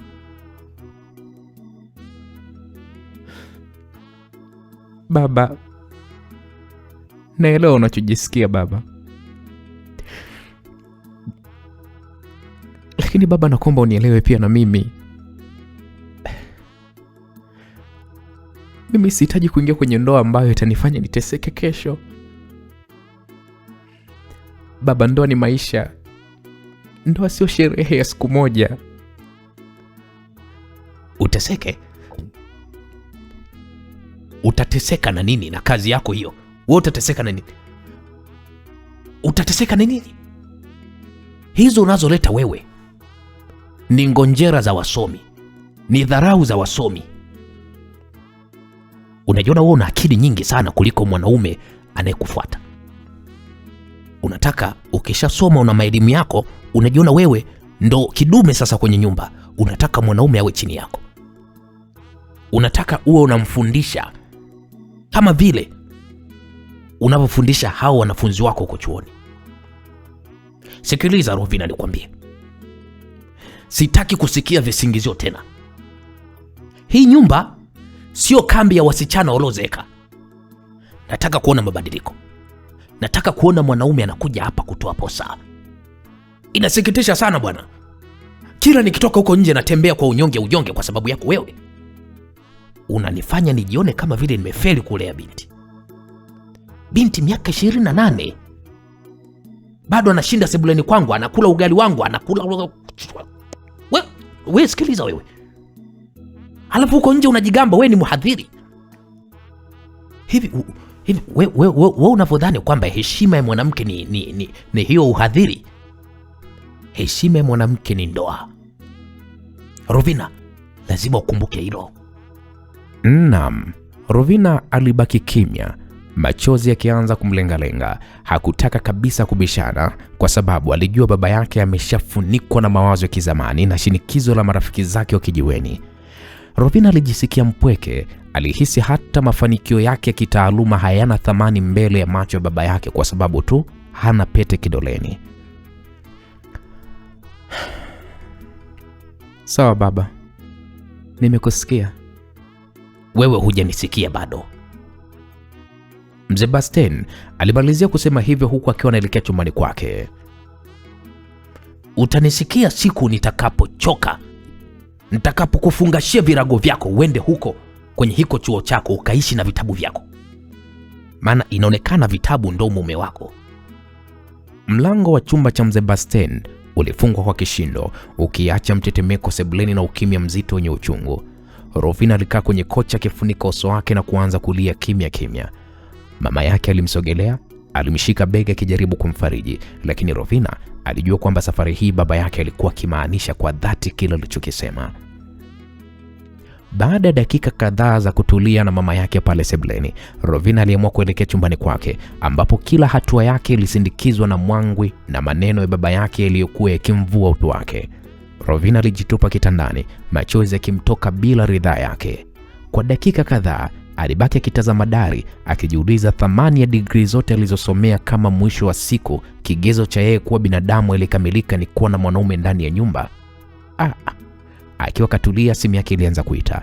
Alipoitazama aliona mpigaji ni rafiki yake Shani, mtu ambaye amekuwa kama nguzo ya maisha yake kwa miaka mingi. Shani alikuwa ni muumini wa kuishi maisha ya sasa hivi. Alikuwa ni mtu asiyeogopa kashfa wala maneno ya watu. Shosti, kimya sana siku hizi, uko wapi? Aliongea Shani baada ya Rovina kuweza kupokea ile simu. Nitakuwa wapi tena mimi mtoto wa mama, nipo tu nyumbani shoga yangu. We naye unakuwa kaa bibi kizee, una pesa lakini bado unakaa nyumbani. Hebu njoo hapa Element Club bwana, tule maisha we bwana we. Njoo upoze koo shoga yangu. Nimekuchagulia meza ya kishua, njoo. Sauti ya Shani ilisikika kwa bashasha upande wa pili. Rovina alitaka kukataa, lakini alikumbuka ukimya wa sumu uliokuwa sebuleni kwao. Alihitaji hewa, alihitaji sehemu ambayo hakuna mtu atakayemuuliza kwa nini ana miaka 28 na hana mume. Rovina alisimama, akafuta machozi, akabadili nguo na kisha akavaa jinsi ya blue iliyokuwa imemkaa vizuri na shati la hariri jepesi. Na kisha Rovina alitoka kwa siri kupitia mlango wa nyuma ili asikutane na Mzee Bastien tena. Baada ya nusu saa tayari alikuwa ndani ya hiyo club. Aliingia ndani ambapo muziki mnene wa mapiano ulikuwa ukitetemesha sakafu. Rovina alimkuta shoga yake Shani akiwa katikati ya kundi la watu akicheza na kucheka, glasi ya champagne ikiwa iko mkononi. Shani alipomuona Rovina alijinasua kutoka kwa watu wale na kisha akamvuta rafiki yake kwenye kona tulivu iliyokuwa ina makochi ya ngozi. Shani akasema, shoga yangu, mbona umechelewa wewe malkia wewe? Kunywa kwanza, hebu kunywa kwanza, Shani alisema huku akimpa glasi, lakini Rovina aliikataa kwa kichwa. Hapana, sikiliza. Babangu ameniwashia moto sana leo. Shani, kiukweli nachosha. Rovina alisema kwa sauti iliyojaa unyonge. Shani alishusha ile glasi yake na kisha akamtazama Rovina kwa umakini. Sikiliza shoga yangu, mimi nimeshakwambia karibia mara 1000. Wewe shoga yangu, mbona una kazi nzuri huko chuoni? Wewe shoga yangu, mbona una akili? Mbona una uzuri wa kutosha? Kwa nini sasa unang'ang'ania kuishi pale Kinondoni pale na kero za mzee wako? Panga nyumba yako Masaki, panga nyumba yako Oysterbay, anza maisha yako. Ukishakuwa na kwako, hakuna mzee atakaye kupangia muda wa kurudi wala kukuuliza maswali kipuzipuzi kama hayo. Nisikilize Shani. Sio kwamba siwezi kupanga, hapana. Hofu yangu ni mama pamoja na Janet. Mamangu kwa sasa sio mzima sana. Anahitaji upendo na anahitaji faraja muda wote. Nikihama pale nyumbani atakuwa ni mpweke sana, na hilo mimi litaniumiza zaidi. Sitaki kuwa chanzo cha yeye kukosa amani. Shoga yangu, makubwa. Kwa hiyo wewe ukiolewa utapenda kuishi naye kama mkuu wako. Yaani unamchukua mama yako, unamchukua Janet, mnaenda kuishi kwa mume wako, si ndio? Au utakataa kuolewa ili umlinde mama yako, umlinde na huyo mdogo wako Janet? Hayo ni mambo mawili tofauti Shani. Kama nikiondoka kwa kuolewa, jamii na familia pamoja na mama mwenyewe watachukulia kama ni baraka na hatua ya maisha. Lakini nikihama nyumbani nikiwa bado binti wa nyumbani, mama hatakuwa na amani moyoni. Atajiona kama vile ameshindwa kunilea au mimi nimewakimbia kwa ubaya. Sitaki kumvunja moyo mama yangu Shani. Wakiwa bado wamo kwenye mjadala huo mzito, simu ya Rovina ilianza kuita. Rovina alipoitazama hiyo simu, aliona ni namba mpya. Kwa kuwa mule ndani kelele ya muziki ilikuwa ni kubwa, aliamua kutoka nje ya hiyo klabu ili kupata utulivu na kisha akapokea hiyo simu. Hello? Habari. Naongea na Bi Rovina Basten. Ndio, ni mimi. We nani? Mimi ni Afande Juma kutoka kituo cha polisi Kibaha, maili 1. Tunamshikilia kijana anayeitwa Prince Dastan. Je, unamtambua?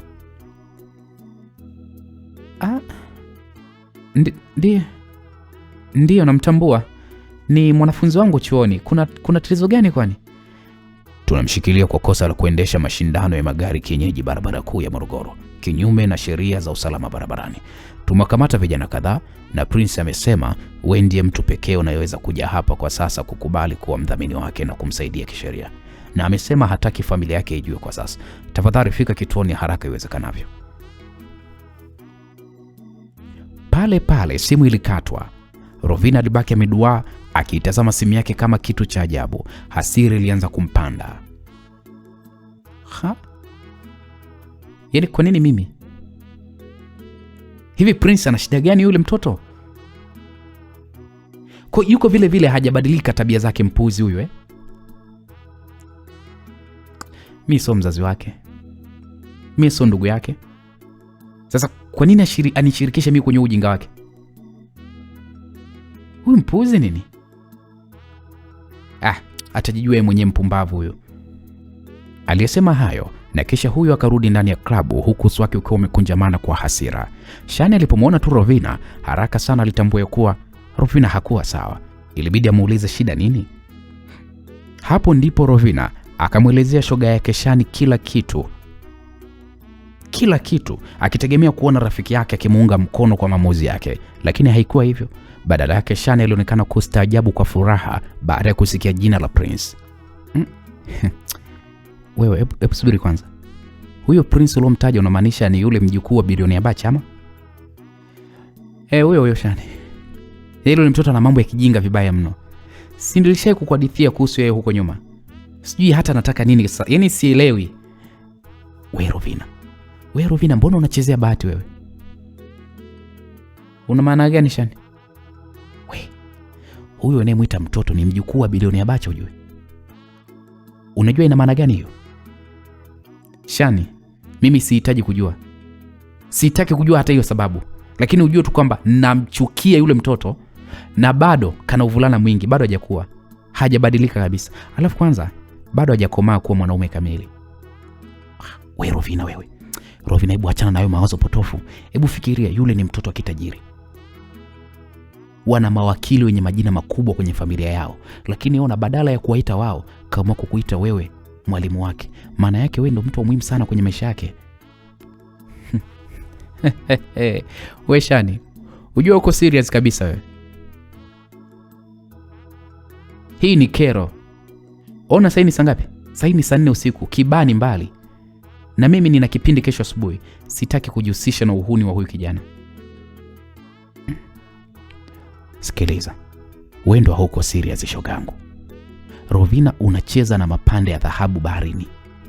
Au unadanganywa na huo mshahara unaolipwa kuchuoni? Rovina, hii ndio fursa yako ya kutoka kwenye yale maneno ya baba yako. Kama Prince anakutegemea kwenye matatizo yake ya kwanza, maana yake ameshaingia kwenye mtego wako bila yeye kujua. Sikiliza, nenda kamsaidie. Huu ni ushauri wangu wa bure tu shosti. Simaanisha kwamba ujirahisishe kwake. Hizo level tumeshavuka kwenye maisha. Kwa sasa sisi ni marich anti. Lakini ninachojaribu kukuambia ni kwamba hebu angalia fursa unaweza kuipata kutoka kwa huyo mkaka. Kumbuka wale wanamiliki makampuni makubwa ya biashara hapa nchini. Na wewe ni mtaalamu mzuri wa biashara. Hebu fikiria siku moja ukiwa uko mkurugenzi msaidizi wa kampuni yao, level yako ya kimaisha itakuwa mbali shogangu. Hapo Rovina Alisita kidogo, lakini hata hivyo wazo la Shani aliona sio baya. Hasa ukizingatia kipaumbele chake kwenye maisha ilikuwa ni pamoja na kupata mafanikio makubwa zaidi kiuchumi ambayo yatatokana na jasho lake na sio kupitia mwanaume. Okay, sawa, nimekuelewa, Rovina alijibu huku akichukua mkoba wake. Nitakwenda, lakini nakwenda kwa sababu mimi ni mwalimu wake na nina wajibu wa kimaadili kumsaidia mwanafunzi wangu anapokuwa yupo kwenye matatizo ya kisheria. Sio kwa sababu ya hiyo fursa unayozungumzia wewe Shani. Shani alicheka kwa ushindi na kisha akamwambia, huo ndo uamuzi sasa. Nenda ndugu yangu, usichelewe, nenda haraka. Rovina alitoka nje ya klabu hiyo kwa hatua za haraka akielekea kwenye gari lake. Aliwasha gari na kuanza safari kuelekea huko Kibaha, maili 1. Baada ya takriban dakika 30 mpaka 40 za kuwa barabarani, hatimaye aliweza kufika sehemu aliyokuwa anakwenda. Aliegesha gari lake mbele ya kituo cha polisi. Moyo ulimdunda kwa mchanganyiko wa hasira na wasiwasi. Rovina alishuka, akarekebisha shati lake la hariri, akajikaza na kisha akaingia ndani ya hiko kituo kilichokuwa kina mwanga hafifu wa taa za usiku. Baada ya kujitambulisha, Rovina alielekezwa moja kwa moja kwenye ofisi ya mkuu wa kituo, yani OCD. Alipoingia, alimkuta afisa mmoja mkomavu akiwa ameketi nyuma ya meza kubwa, lakini kilichomfanya Rovina apige hatua moja nyuma kwa mshtuko ni kumwona Prince Dastan ameketi kwenye benchi la mbao pembeni. Prince hakuwa yule kijana mtanashati na mwenye nyodo aliyemwona saa chache zilizopita. Shati lake la hariri lilikuwa limeraruka begani na bega lake la kushoto lilikuwa lina jeraha lililokuwa likichuruzika damu iliyoanza kukauka. Uso wake Prince ulikuwa una alama za vumbi na macho yake yalikuwa yamechoka yakitazama chini kwa unyonge. Rovina alishtuka, alipaza sauti kwa kusema, afisa, mtu kaumia hivi, kwa nini hamjampeleka hospitalini? Mnamshikilia vipi mtu ambaye anavuja damu namna hii? Aliuliza Rovina. Mkuu wa kituo alinyanyua macho yake na kutabasamu kwa ubaridi na kisha akasema, Madam, tulikuwa tunasubiri mdhamini wake, na kama unavyomwona yeye mwenyewe alikataa huduma yoyote mpaka utakapofika wewe. Sina mengi ya kuongea, nadhani ukaongee vizuri na mwanafunzi wako. Mwambie achague moja, kama ni kusomea biashara au kuwa dereva wa mashindano ya magari, na kama anaamua kukimbiza magari basi afuate taratibu za hii nchi na asijiingize kwenye michezo ya hatari kinyenyenyeji tu barabarani. Afisa huyo alisogeza kitabu kikubwa mbele Rovina. Weka hapo saini yako ili uweze kuondoka naye. Utamchukua chini ya uangalizi wako. Rovina akiwa na hasira inayofukuta moyoni mwake, lakini alishindwa kuizuia huruma yake. Alichukua kalamu na kisha akaweka saini kwa nguvu. Okay. Asante afisa. Walitoka nje ya kituo hiko kwa ukimya mzito. Prince alikuwa akitembea kwa kusuasua, mkono wake wa kushoto ukiwa umening'inia kwa maumivu. Alionekana kuwa na aibu kubwa mno. Hakuweza hata kumtazama Rovina usoni. Rovina alisimama mbele ya gari lake na kisha alimtazama Prince kwa upole uliopitiliza. Hasira yake Rovina ilikuwa imeanza kuyayuka na kuwa na huruma ya kike. Yaani hata mwenyewe pia tu Prince, unaona hata aibu kwa ujinga wako uliofanya. Hivi utakuwa lini Prince? Mbona bado una akili za kitoto? Hebu ingia kwenye gari, tuondoke. Kwa jinsi mkono wako hivyo ulivyo, huwezi kuendesha gari lako. Vijana wenzako watalishughulikia gari lako kesho. Waliingia ndani ya gari. Rovina aliwasha injini na safari kurudi Dar es Salaam ilianza. Kwa dakika kama za mwanzo ndizo walizoweza kuzitumia kurudi, lakini wakiwa wako ndani ya gari, Prince alikuwa kimya, akitazama nje ya dirisha huku akishikilia jeraha lake kwenye mkono wake wa kulia. Rovina alitupa jicho upande wa abiria. Alimuona. Rovina alitupa jicho upande wa abiria na akaamua kuvunja ule ukimya. Kama kaida yako ukishavuruga mambo huwa unakuwa kimya namna hii. Kama hii ndio ingekuwa tabia yako halisi, basi ungekuwa ni mwanaume bora sana Prince. Ungekuwa mwanaume ambaye kila mwanamke angetamani kuwa na wewe. Prince alishusha pumzi ndefu, aligeuza kichwa chake taratibu na kumtazama Rovina. Mwanga wa taa za dashboard ulimulika macho yake yaliyokuwa na unyevu.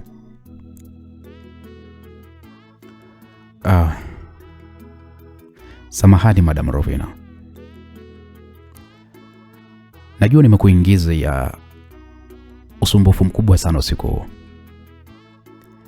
Hilo halina shaka, Rovina alijibu huku akizidisha mwendo kidogo wa gari. Alafu, kwa nini umeniita mimi badala uite familia yako? Unajua fika kabisa kwamba mimi ni mwalimu wako tu, na hata tuna urafiki wa kusema kwamba unaweza kunitegemea mimi kwenye kiwango hiki. Prince alikaa sawa, sauti yake ikitoka ikiwa ni hisia nzito na ya upole ambayo Rovina hakuwahi kabisa kuisikia. Babu yangu, Mzee Bacha, hayuko vizuri kiafya kwa sasa hivi. Ana matatizo ya moyo na shinikizo la damu. Kama angejua kwamba mjukuu wake wa pekee ameshikiliwa na polisi kwa makosa ya kihuni kama haya, ingemuumiza sana. Pengine nisingemuona tena akiwa hai. Sikutaka kumuua mzee wangu ananipenda kwa upumbavu wangu mimi mwenyewe. Lakini pia tuna historia ya kuwa karibu mimi na wewe, na ndio maana nikaona ni bora niombe msaada wako. Na kusema ule kweli, sikutaka mwanamke mwingine yeyote anione katika hii hali. Nilitaka uwe wewe kwa sababu unanitazama kwa jicho ambalo halina hukumu ya haraka. Unanionya kwa sababu unataka nikue, sio kwa sababu unataka kunikandamiza.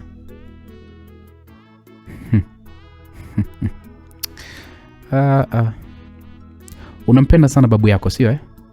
Babu yangu mimi ndo kila kitu kwangu. Nashukuru sana umekuja Rovina. Katikati ya giza lile pale kituoni, nilikuwa nikiwaza kama kweli utakuja au utadhani ni mtego. Kufika kwako umenifanya niamini kuwa bado kuna watu wenye mioyo safi duniani. Asante kwa kuwa mlinzi wangu usiku huu leo. Naam, maneno hayo yalikuwa ni mazuri, yaliyojaa shukrani za kweli, lakini Prince hakutaka kuishia hapo. Alijua huu ndo wakati wa kupanda mbegu ya mahaba kwa kutumia mafumbo ambayo yameingia ndani ya nafsi ya Rovina bila yeye mwenyewe kuweza kujua.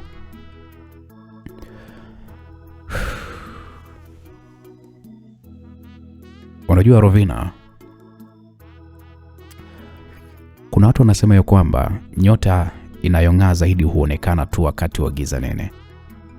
Usiku huu nimegundua kwamba giza la selo ya polisi lilikuwa na faida moja. Limenionyesha mwanga ambao nimekuwa nikiutafuta bila kujua. Kuna uzuri ambao hauhitaji vipodozi wala mavazi ya harusi ili uonekane. Ni ule uzuri wa roho inayojitoa kuokoa kitu kilichopotea. Hebu acha maneno yako ya kishairi Prince. Rudi kwenye uhalisia. Mimi na wewe ilikuwa ni zamani na sio sasa hivi. Na usitegemee tena kuona kwamba tuna ukaribu kama ule wa zamani. Sijui unanielewa? Tayari mimi nishavuka hayo mambo.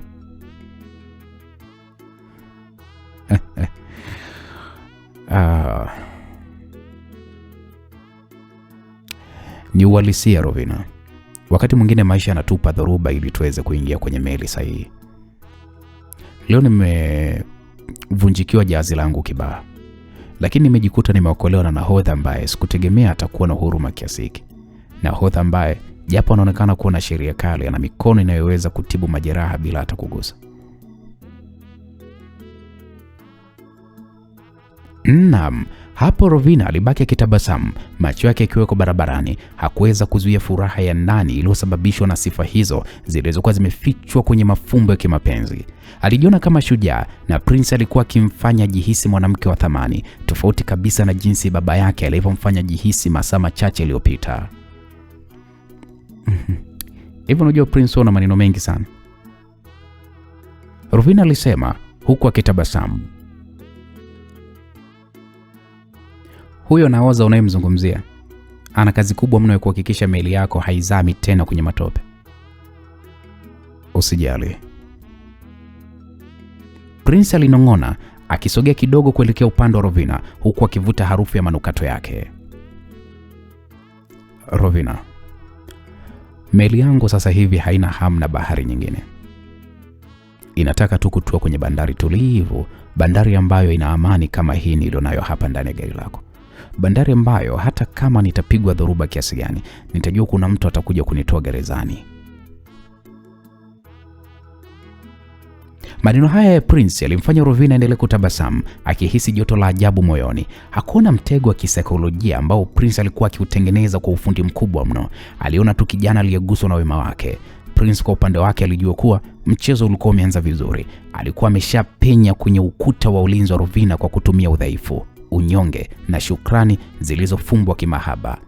Walipokuwa wakiingia maeneo ya Manzese darajani, Rovina alijihisi kuwa na nguvu mpya. Yale maneno ya baba yake yalianza kufutika na nafsi yake ikachukuliwa na sifa za Prince. Waliendelea na safari mpaka wakafika kwenye hospitali moja ambayo Prince alikuwa kamuomba Rovina ampeleke. Baada ya kusimama, alimtazama Prince na kisha akasema, "Yaani sitegemei kusikia wala kuona tena hili ulilolifanya leo Prince. Likajirudia tena." Prince alimtazama Rovina kwa macho yaliyojaa shukrani za kina. Alitoa tabasamu la unyonge ambalo lilionekana kumfanya umie zaidi.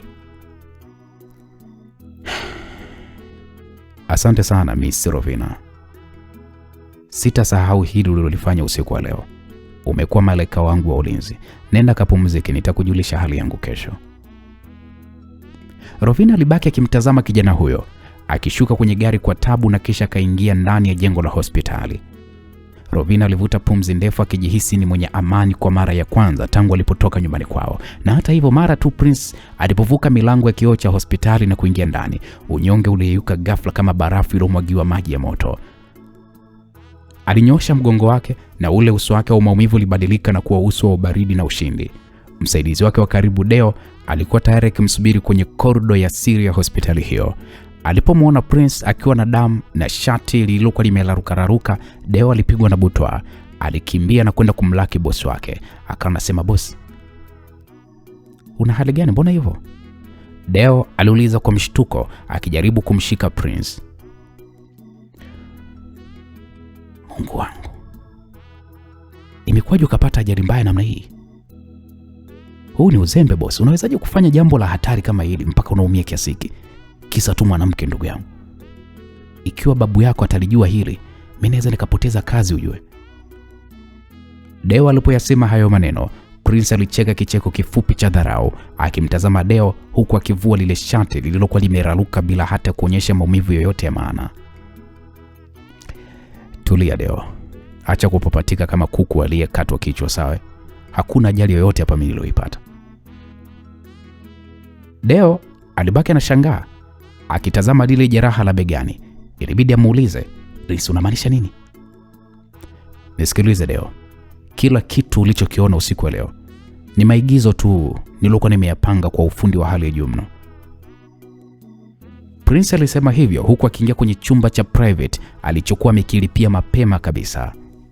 "Nisikilize Deo. Kuanzia lile shindano la magari, lile shindano la kienyeji tu, mpaka mimi kukamatwa na polisi kule Kibaa. Polisi wale ni watu wetu Deo, natakiwa ujue hilo. Walijua nini ambacho mimi ninakifanya.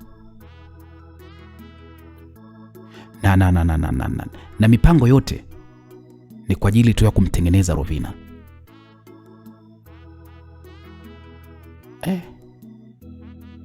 Kwa kaka, mpaka ili jeraha? Hata ili jeraha unaloliona hapa begani ni la kutengeneza tu. Ona mwenyewe, sinaona? Angalia. Hamna kidonda.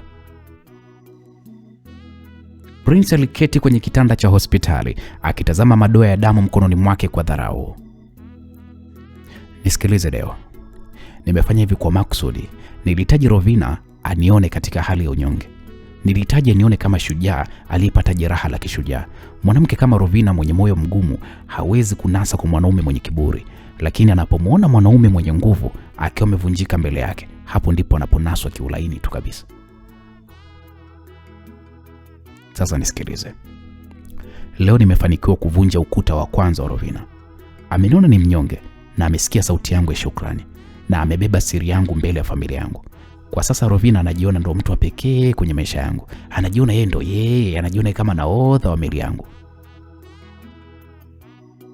Lakini akishaingia kwenye 18 zangu ndo ataisoma namba. Deo alibaki anatikisa tu kichwa. Alishindwa kuamini ujasiri na ujanja wa bosi wake. Bosi wewe ni hatari. Lakini bosi, Hofu yangu mimi, huyo mwanamke akija kugundua kwamba unamchezea akili, unadhani itakuwaje? Hawezi kugundua chochote.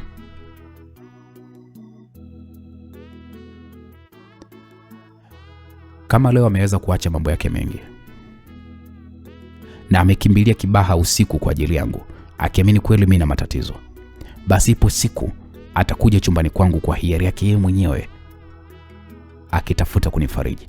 Na siku hiyo ndo kisasi changu cha lile kofi lile la jimkana alionitandika lile. Kisasi changu ndo kitakuwa kimekamilika hiyo siku. Nataka ni uteke moyo wa Rovina mpaka ashindwe kupumua.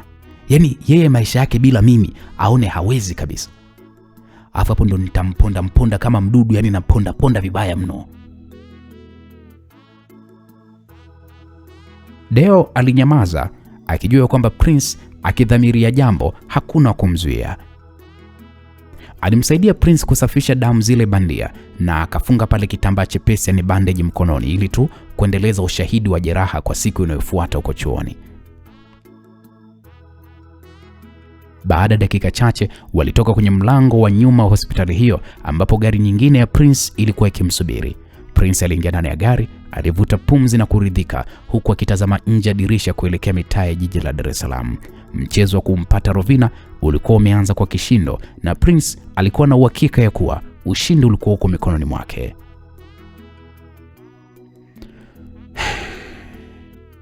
Tukutane darasani kesho, Madam Rovina, Prince alinong'ona kwa sauti ya chini huku tabasamu lake la kikatili likionekana usoni mwake. Naam, msikilizaji, vipi? Huu mchezo anaoanzisha Prince, je, atafanikiwa? Na tukumbuke lengo la Prince sio kumpenda Rovina, lengo ni kutaka kulipiza kisasi tu. Sasa Madam Rovina ataingia kwenye huu mtego?